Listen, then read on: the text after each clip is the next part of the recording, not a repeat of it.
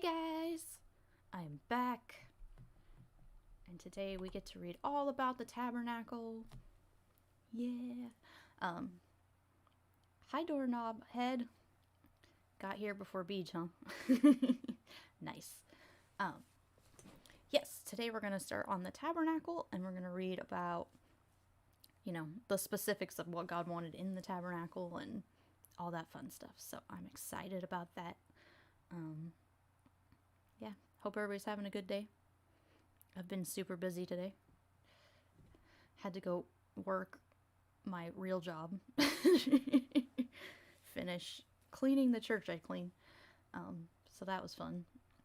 And then I did some Uber Eats for a little bit, but it's not as popular right now. Especially with like breakfast and stuff, people don't order as much. So, but I have been filling out job applications today too, so that's exciting. Trying to find work that works within my schedule since I'm a stay-at-home mom and my kids get out of school at like 2 o'clock, so I have to find something I can work after I drop my kids off and before I have to pick them up. So just trying to figure all that out.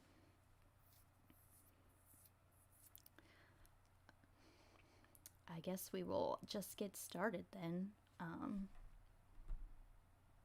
If you didn't see, I did drop my new video today on YouTube. It is about David. It's called David, a Man After God's Own Heart. It's really interesting. I think I did a good job on it. I think it took me like 2 weeks to do that one, just to figure out like all the verses and things that I needed. I didn't actually say the verses in there though, but just actually like I had to read through the actual stories that had David in them and like know what they actually said to make my point get across. So it took me a little bit longer for that video because I had to do a lot more digging and research into it, but it was fun. I think it was good, and I hope you guys go watch it if you haven't watched it yet. I think it's interesting, and it definitely, well, from the perspective that I take, it definitely makes sense in my mind, but I don't know. I could be wrong, but from the things that I've read, it definitely lines up with what I think that says.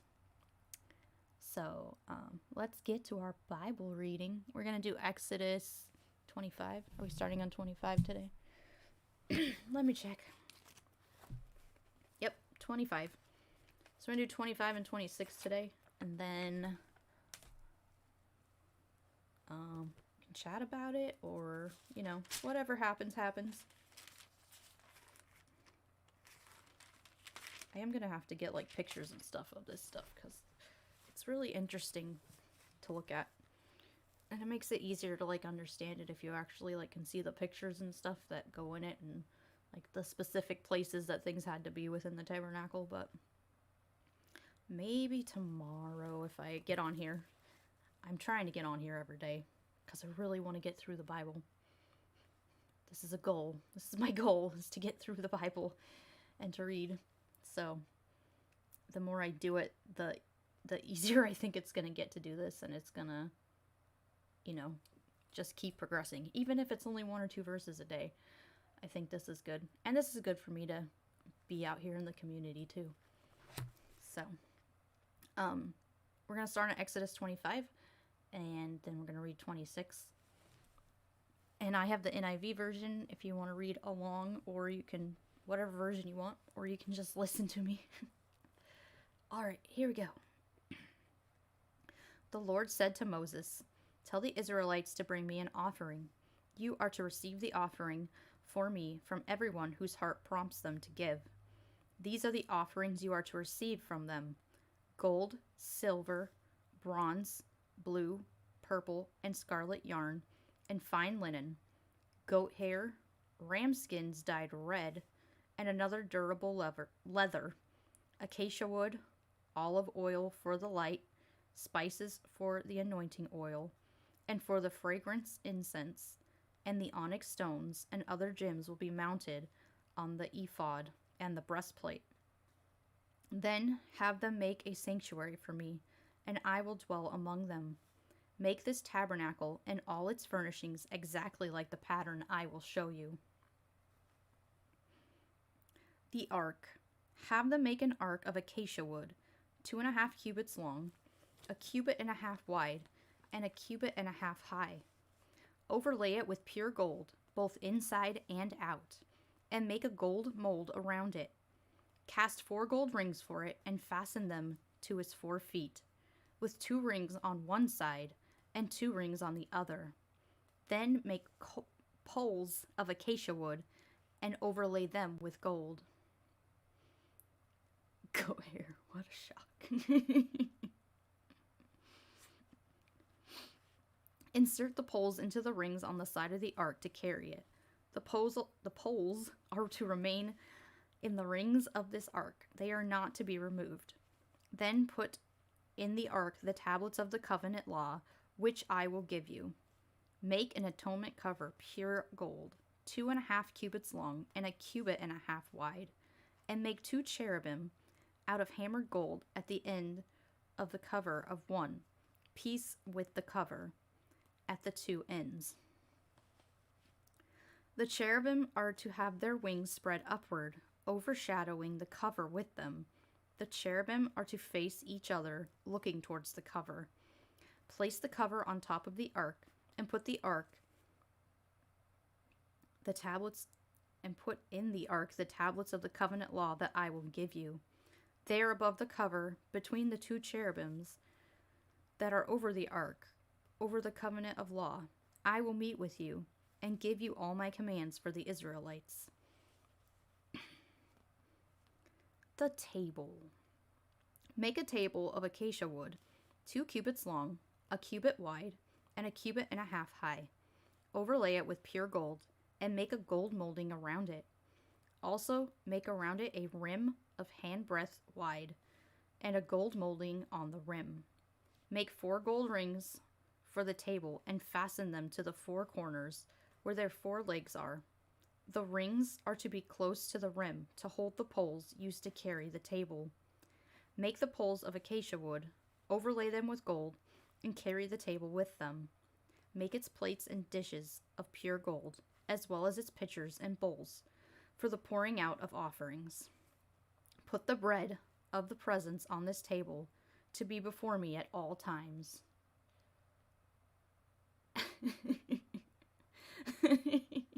Yes, where's the TV remote? Oh no, we lost the poles. We can't take the ark with us.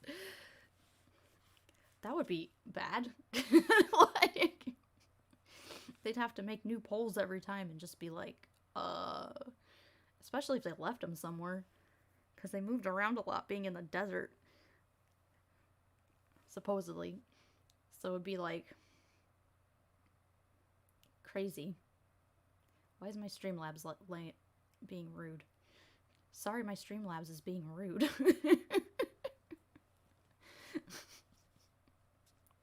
I gotta set this up better, because every time I set things up, my Streamlabs seems to always yell at people. I remember one time, like, one of my other friends was on here when I was doing this, and he said something, and it wouldn't let him say it. Oh, I think he was, like, putting it in all caps or something, and he's like, they won't let me say this in all caps, and I'm like, that's weird. I need to go into settings and, like, figure all that out.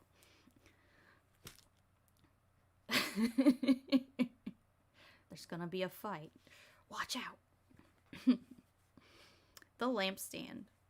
Make a lampstand of pure gold, hammer out its base and shaft, and make it flower-like cups, buds, and blossoms of one piece with them. 6 branches are to extend from the sides of the lampstand, 3 on one side and 3 on the other.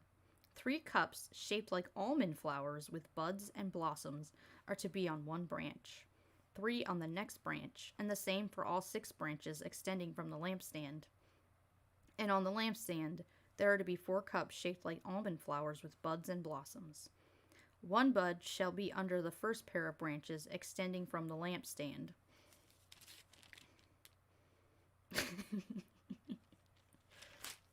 Yeah, I don't know if I fixed the all caps one. Maybe I did, because it doesn't seem to be yelling at you.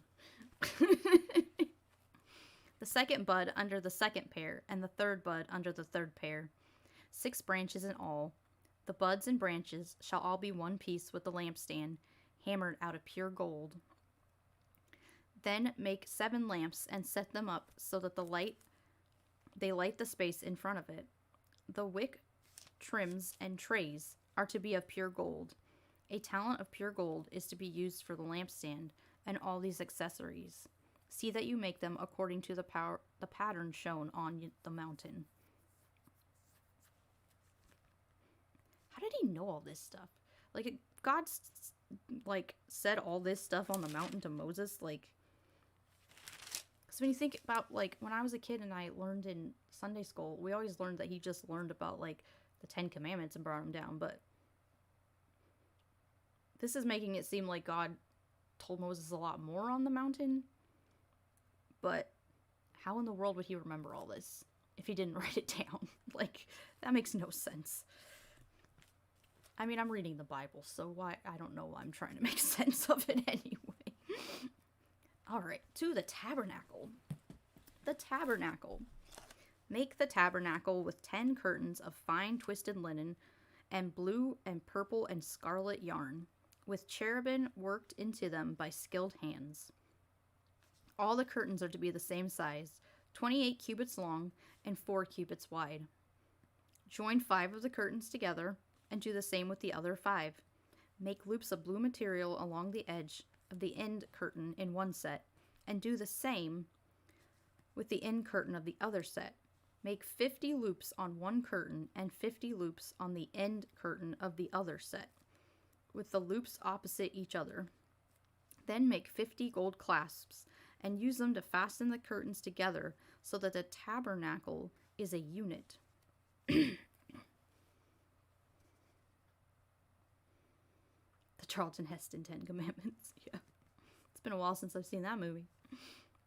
Make curtains of goat hair for the tent over the tabernacle, 11 together. All 11 curtains are to be the same size, 30 cubits long and 4 cubits wide. Join 5 of the curtains together in one set, and the other 6 in the other set. Fold the 6th curtain double at the front of the tent. Make 50 loops along the edge of the end curtain in one set, and also along the edge of the end curtain on the other set. Then make 50 bronze clasps and put them in the loops to fasten the tent together as a unit. I feel like I'm reading... Hi, Tobin! I haven't seen you in a while.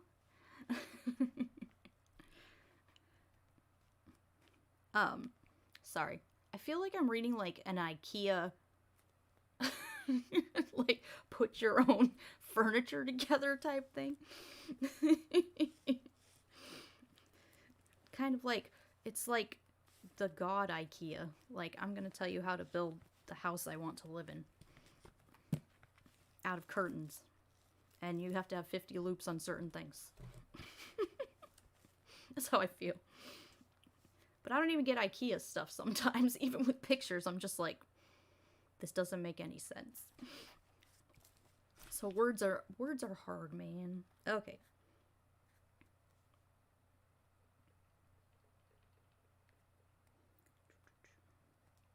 The tent curtains will be a cubit longer on both sides. What is left will hang over the sides of the tabernacle, so as to cover it. Make the tent a covering of ram skins dyed red, and over a covering of the other durable leather. Make upright frames of acacia wood for the tabernacle. Each frame has to be 10 cubits long and a cubit and a half wide, with 2 projections set parallel to each other. Make all the frames of the tabernacle in this way. Make 20 frames for the south side of the tabernacle, and make 40 silver bases to go under them, 2 bases for each frame, 1 under each projection. For the other side, the north side of the tabernacle, make 20 frames and 40 silver bases, 2 under each frame. Make 6 frames for the far end, that is, the west end of the tabernacle, and make 2 frames for the corners at the far end. At these 2 corners, they must be double from the bottom all the way to the top and fitted into a single ring. Bowls shall be like that. So there will be 8 frames and 16 silver bases, 2 under each frame. Also, make crossbars of acacia wood, 5 for the frames on one side of the tabernacle, 5 for those on the other side, and 5 for the frames on the west, at the far end of the tabernacle. The center crossbar is to extend from end to end in the middle of the frames.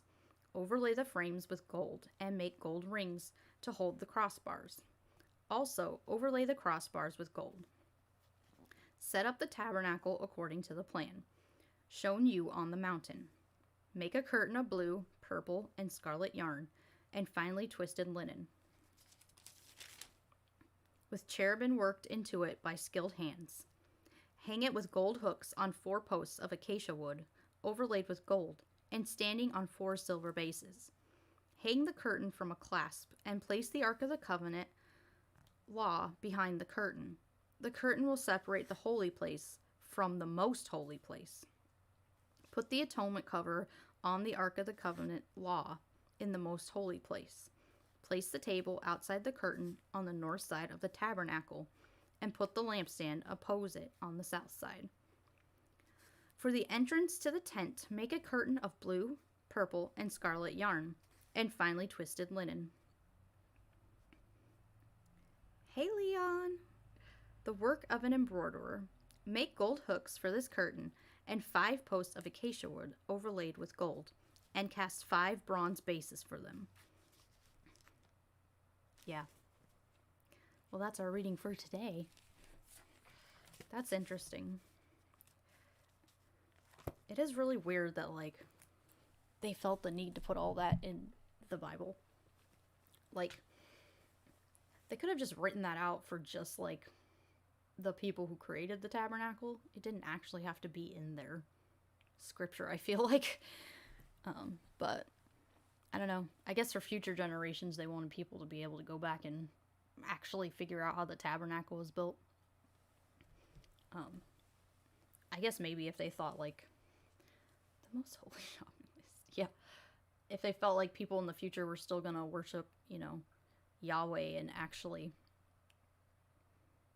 stick to what he wants, then they would do that. But that, I don't know, because at the same time, like, the tabernacle got taken over later because they didn't need it anymore once they had a temple. So, because the temple was basically just the tabernacle, but it was a building instead of a tent that they just carried around with them.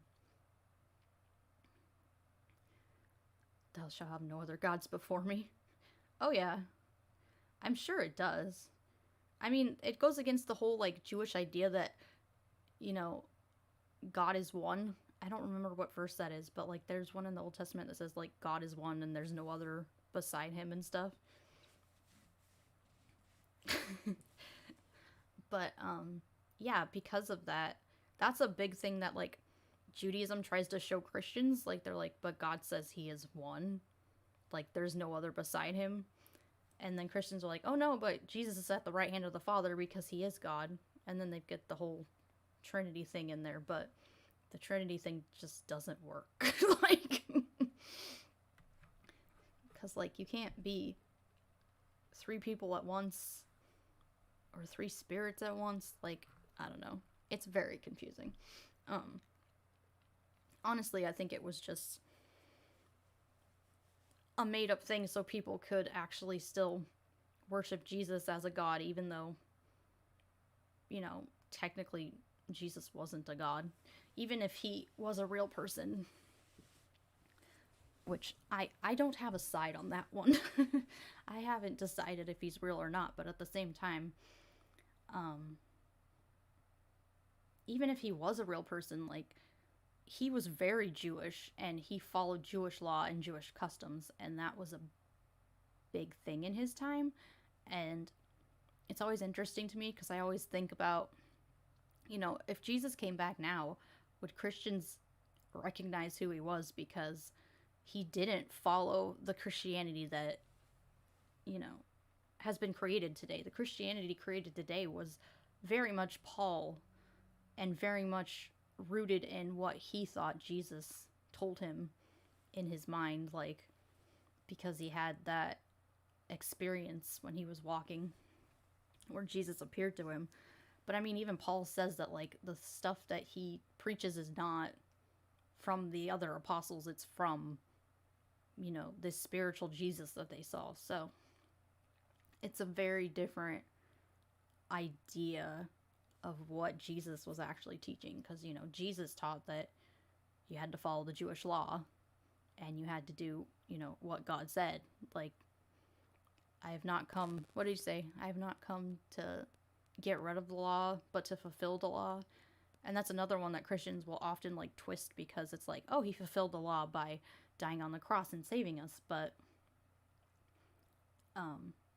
no, that doesn't work either, because he also said, like, the law's not going to go away,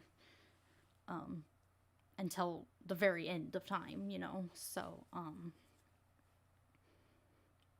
it's very contradictory to what Christians actually teach, because if they actually read the Bible and, like, looked at what Jesus said versus what Paul said and versus what even Peter preached, it's just a whole different...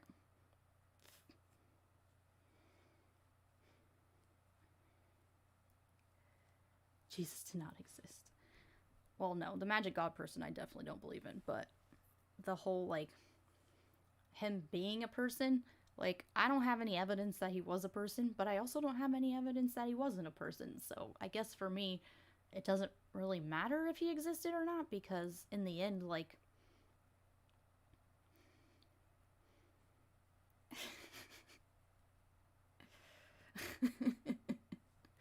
yeah, it doesn't really matter, I guess, for me, because I'm not a Christian anymore. So it's like, if I were a Christian and I needed evidence to back up that, this being that I followed, that I thought was God, actually existed, that would be a whole different ballgame. But because I'm an atheist and I don't believe in any gods, I just think that, I don't know. I feel like it's kind of just a big problem within the atheist community about the whole, like, did he exist or didn't he exist? Because I think that caused a lot of problems in the atheist community that don't really matter to me, I guess. Like, I don't think it's worth fighting with other atheists about whether Jesus existed or not. I think it kind of takes away from, what we're actually trying to do is, show people evidence of whether this person did exist or not. But, it all comes down to what evidence people believe and what they want to believe, I guess.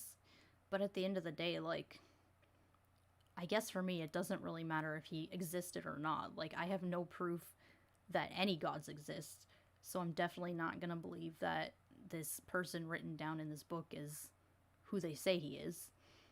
Because there's plenty of other books that say other people have been, prophets or priests or gods, and, Christians don't believe that stuff, so it's not any different in my eyes, is that they're all the same and they're all man-made, and at the end of the day, like, nothing's gonna change my mind about atheism unless I have good evidence to support that. Yeah, they are atheists to they're atheists to anything that's not Christian. But yeah, and the whole Jewish thing, that was a big thing in my Christian circles, was like, oh, we gotta save the Jews because Jesus won't come back till we save all the Jewish people. And,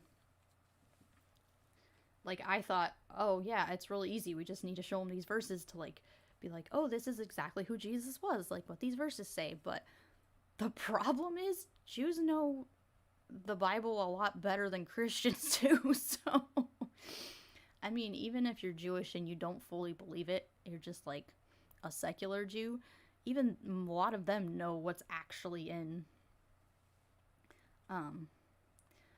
the actual Bible, or in the Tanakh, or in the Torah. And a lot of Christians don't have any clue what's in there except what they're told on Sundays. So it's just interesting, because I feel like, even, like, if Jewish people are religious, at least they take time to, like, look into their religion and actually, like, see if there's evidence. I'm not saying everyone does, but I feel like Jews are a lot more educated when it comes to their religion than Christians are, because I feel like Christians just kind of shun anything that's not Christian. And that was like a huge thing when I was a kid, is like my parents completely shunned anything that wasn't Christian. Like if I had Mormon friends or, Jewish friends or anything, I wasn't allowed to go to their church. I wasn't allowed to ask them questions. I wasn't allowed to, you know, explore that stuff when I was younger, because my parents absolutely did not want me exposed to anything outside of the Christian bubble that I was raised in. And, even today, being an atheist, I still have like people in my life and in my family who are like, oh, you shouldn't listen to all this other stuff and you shouldn't be reading this other stuff. You need to get back into the Bible and trust what the Bible says. And it's like, I can't do that because I have looked into where the Bible came from. I have looked into, history and archaeology and science and all these things that don't align with it. And not only does it not make sense in that way, but it also no longer applies to my life, because there's nothing in it that I see that will do anything to make my life better. It's all just belief and kind of like wishing on a star that everything in here is true and it's just gonna happen. And it's not how I want to live my life. And I'm actually happier being on this side, because I don't feel like I have to be trapped in this bubble anymore. Like, if I want to read something, I can go read it. If I want to look into something, I can go look into it. Like, I'm not trapped in this cage of you have to do everything and think the way that Christians think. Like, I'm not in the box anymore. I broke out, and now there's no way to go back. Yeah, the bite model, yeah. Which is interesting, because Christians are always like, oh, cults do that. They don't let people see it. But it was the same for me when I was growing up. Like, I wasn't allowed to look at a lot of that stuff till I was, like, even like when I did my religious courses and stuff, that was in high school. And a lot of that was like looking into other religions, but at the same time, like, it was still kind of in a bubble, because I was still going to Christian school. So they were presenting it from a Christian perspective, I guess, when it comes to religion classes. And even when I went to college, I went to a Christian college too. So like, they're very, I don't know, there's just this bubble they put you in that you can't get out of unless you yourself have to go and look at that stuff. But then if you go look at that stuff, they'll tell you, well, that's just the devil trying to trick you, or that's Satan.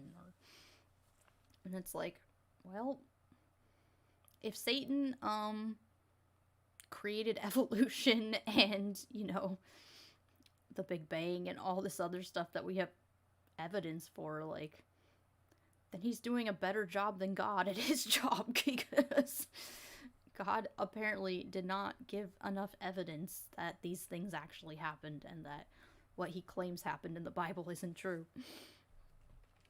So, I don't know. Or there's the whole dinosaur thing too, with like, I know some Christians who don't believe in dinosaurs. I was not one of those Christians, but I was definitely taught like, oh yeah, God created the earth to look old. So, if it looks old and like we can scientifically look at it and it looks like it was made millions of years ago when it really wasn't, like, that was just God tricking people, I guess. And that's another, I don't know, that was just weird to me. Like, so God is a trickster then. Like, he's tricking people, and you have to have faith and just believe God did this, and it doesn't matter where you go, as long as you stay in, where God wants you to be. It's just, it's kind of ridiculous, the excuses that I heard growing up, and like looking at it and going, yeah, a lot of these things are just, they're models, like the bite model, where they try to keep whoever they can in the circle, because they know if they go out of the circle, then they're probably not going to come back. And especially now, that we live in an information age, like I was saying yesterday. It's more and more people are leaving the church because they see how dangerous it is and how it constricts people to live in a way that is not healthy for them. So,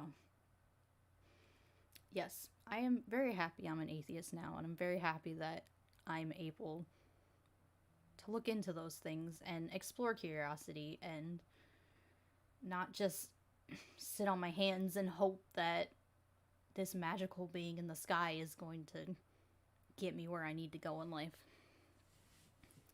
It's definitely, I think it's a healthier way to live, honestly. Because I know when I was a Christian, like, I felt like no matter how hard I tried, it was never enough. So, I think that's a huge.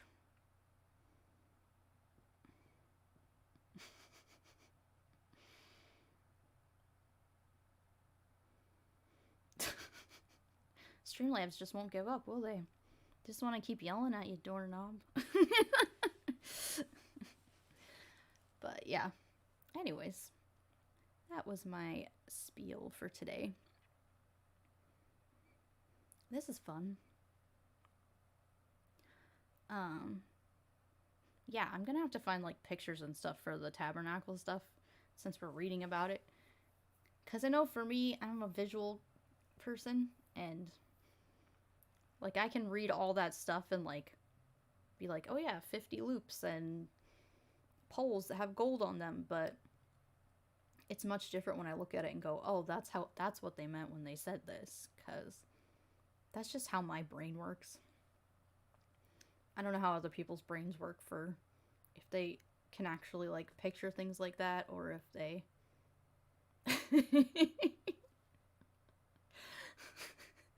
I don't know, it keeps yelling at him. Apparently he ticked him off somehow.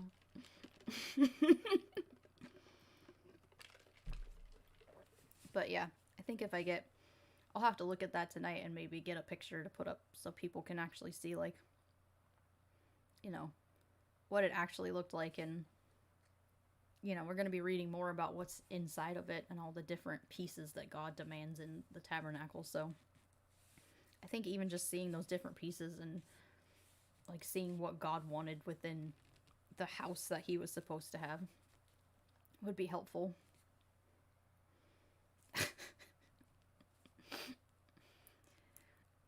I don't know what my Streamlabs is set to. I gotta look at all that. I'm not great at that stuff. This is all self-taught.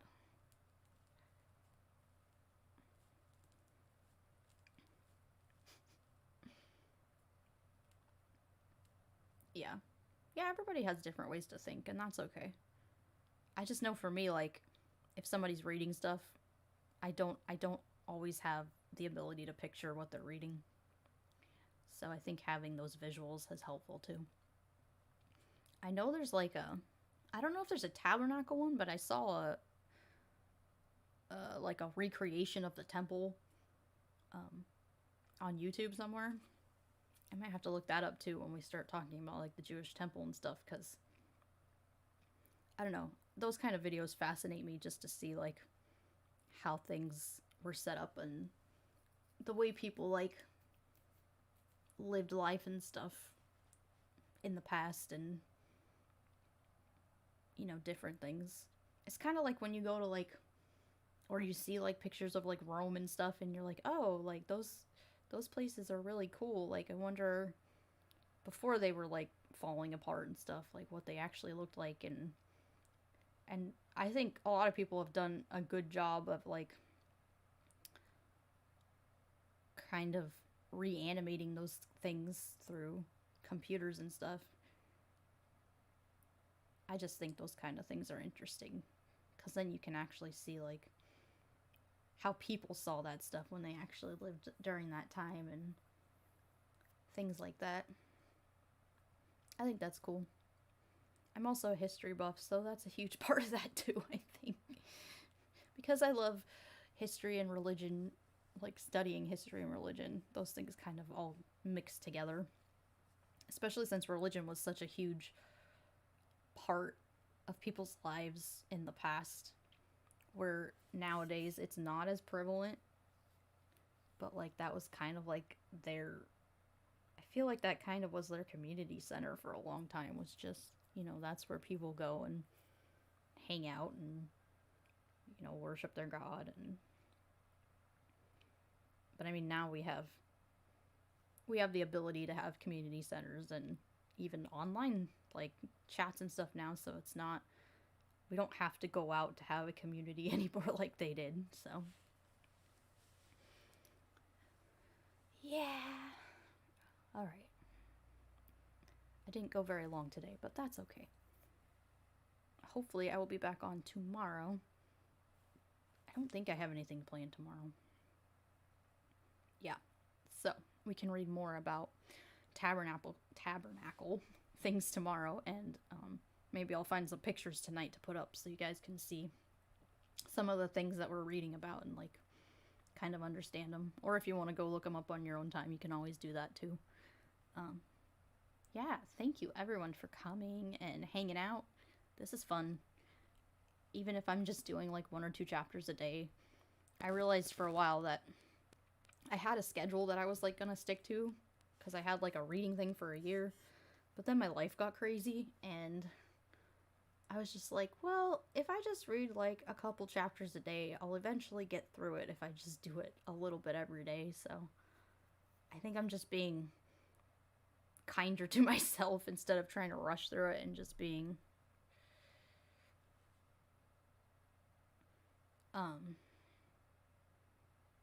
not just rushing through things.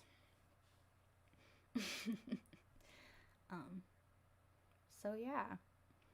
So hopefully I will be on tomorrow. I don't have a good schedule right now. I'm trying to do it between any time between like 9 and 2 right now, so. But Monday nights and Tuesday nights seem to be working too because nobody's home on my Monday nights and Tuesday nights now, so I might start doing more of those where I don't do it during the day but doing it more at nighttime because I feel like a lot more people are on at night. It's just easier for me when my kids are in school to do this because otherwise it's chaos in my house. And they're still little enough that they're just loud. They like to play loudly, so. So getting this kind of stuff recorded when they're not home is a lot easier. And if people aren't always on, they can always come back and watch it later too. I definitely appreciate that. And now that I have it set up where it's not just on my Twitch, but it's also on my YouTube at the same time, then people can pick which one they want to actually view it on. So yeah. If you want to follow me on Twitch, it's Overprotected Atheist on Twitch. If you're not already on there, if you want to follow me on my YouTube, it's Overprotected Atheist over there. I do mostly animations over there, but I'm also posting these ones on YouTube and Twitch now, so you can go follow me on both if you want. And yeah, if you want to support me, I have a Patreon or a Teespring shop or a PayPal. I think you can find most of that stuff. I have all that stuff on my website, which is overprotectedatheist.com. If you want to support me, you can just go there and all that stuff is on there. And some of my past videos are on there. Yeah. I don't know what else. Thank you all for coming. I had fun today, and I hope we can do this again tomorrow. I will see you all later. Have a good day. Bye.